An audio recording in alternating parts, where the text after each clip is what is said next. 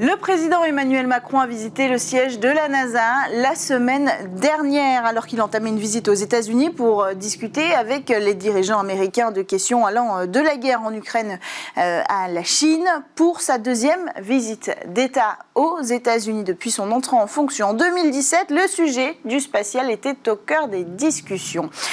Le président a souligné l'importance des normes pour opérer dans l'espace, de la collaboration pour lutter contre le changement climatique, mais aussi pour préserver la sécurité.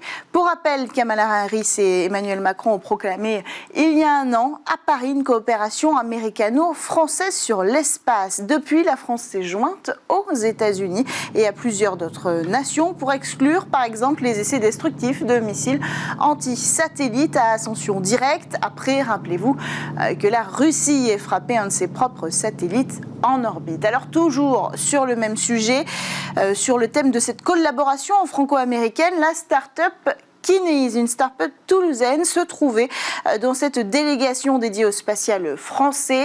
L'entreprise a pu présenter sa future constellation à Washington, une constellation de 25 nanosatellites dédiés à l'Internet des objets, dont la mise en orbite est prévue d'ici environ un an. Cette nouvelle connectivité basse consommation permettra donc de localiser les objets où qu'ils soient dans le monde et collectera quasiment en temps réel les données de ces millions d'objets. Alors pour l'occasion, nous avons en ligne avec nous Alexandre Tisserand, le président de Kinéis. Merci d'avoir répondu au call actu de Smart Space aujourd'hui, Alexandre Tisserand. Vous allez peut-être pouvoir nous donner les coulisses de cette rencontre. Quels étaient les enjeux pour vous ?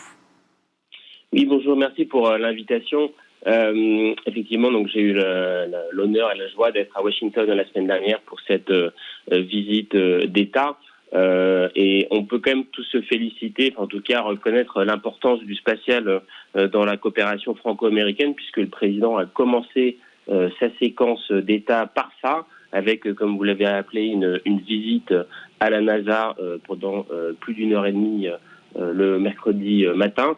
Et il avait donc rendez-vous avec la vice-présidente des États-Unis, Kamala Harris, pour évoquer toute la coopération franco-américaine dans le spatial. Et donc, Kinéis, qui a hérité du système Argos, en est un parfait exemple, puisque Argos, c'est un système qui a été créé dans les années 80 sur la base d'une coopération entre la NASA et le CNES, depuis laquelle on n'a pas arrêté de coopérer avec les États-Unis. Nous-mêmes, Kinéis, donc on a ces 9 satellites Argos qui sont en vol. Comme vous l'avez dit, on lance 25 nanosatellites à partir de la fin de l'année prochaine.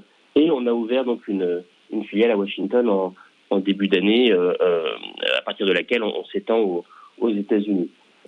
Et donc cette visite était vraiment l'occasion pour nous évidemment de présenter ce qu'on fait, mais plus largement pour le secteur du spatial de mettre en valeur ces coopérations. Il y avait aussi d'autres entreprises d'ailleurs qui étaient là, comme Lockheed Orbital ou Préligence. Et nous, ça nous a permis d'une part évidemment de présenter ça à Emmanuel Macron, mais aussi aux officiels américains qui étaient là. Il y avait aussi l'administrateur de la NASA, Bill Nelson, il y avait le secrétaire d'État au commerce adjoint Don Graves et d'autres officiels. Donc c'est vraiment un renforcement des liens entre la France et les États-Unis sur le spatial qui a pu avoir lieu la semaine dernière. Est-ce que vous avez pu prendre part aux conversations ? On le disait dans la première actualité de cette séquence, on a parlé de normes, de sécurité, d'observation de la Terre. Est-ce que vous avez été témoin de ces conversations ? Est-ce que vous avez pu y prendre part en tant qu'acteur, demain majeur du secteur de la connectivité par satellite ? Ah oui, tout à fait, parce qu'il y avait une séquence qui était dédiée justement aux acteurs économiques, et nous on faisait parfaitement le lien entre la partie un petit peu, je dirais, institutionnelle de la coopération avec Argos, comme j'ai rappelé, et maintenant Kinéis. Et donc on a été invités, et donc moi notamment, à présenter notre activité et notre actualité. Donc ce que j'ai fait pendant quelques minutes, à chaque fois c'est évidemment très court et qu'il y a beaucoup d'intervenants, et on a pu donc faire passer des messages d'importance de coopération, notamment, comme vous l'avez rappelé, sur le sujet des normes, que ce soit d'un point de vue spatial pur, la problématique de la régulation en orbite des satellites, mais aussi sur les territoires américains, la possibilité de candidater à des appels d'offres américains, quand bien même on s'est basé en France. Et donc c'est des messages qui ont bien été entendus, en tout cas discutés, et sur lesquels on a senti un réel intérêt des deux parties. Merci beaucoup Alexandre Tisserand d'avoir pris le temps de répondre à notre Colactu, président de la société toulousaine Kineis. Quant à nous, on enchaîne avec une autre actualité, deux autres même avant de se quitter pour passer au talk.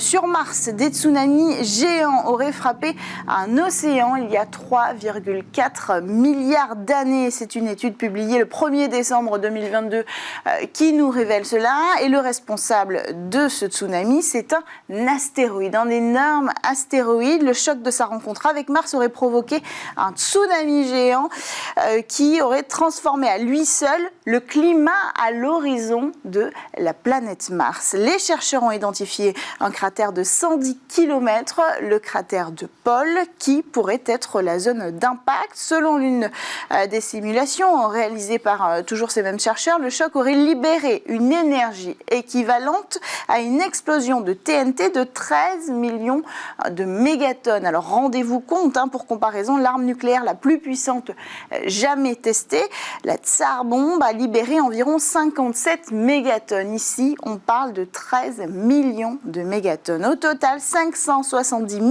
km carrés auraient été inondé. Alors évidemment, selon les conclusions, ce cratère de Paul, il pourrait être un endroit idéal pour rechercher et peut-être trouver enfin des preuves qu'il y a eu la vie sur la planète Mars. Dernière actualité, on termine avec des images impressionnantes d'une sortie dans l'espace. Les astronautes américains Josh Cassada et Frank Rubio ont passé plus de 7 heures en dehors de la station spatiale internationale. Samedi 3 décembre, leur mission consistait à installer un panneau solaire afin d'augmenter évidemment l'alimentation en énergie à bord de l'ISS. Vous aviez déjà découvert cette manœuvre avec la sortie extravéhiculaire de Thomas Pesquet et la mission, cette fois-ci encore, a été accomplie avec succès. Voilà pour l'actualité. On enchaîne avec notre talk sur Bismart.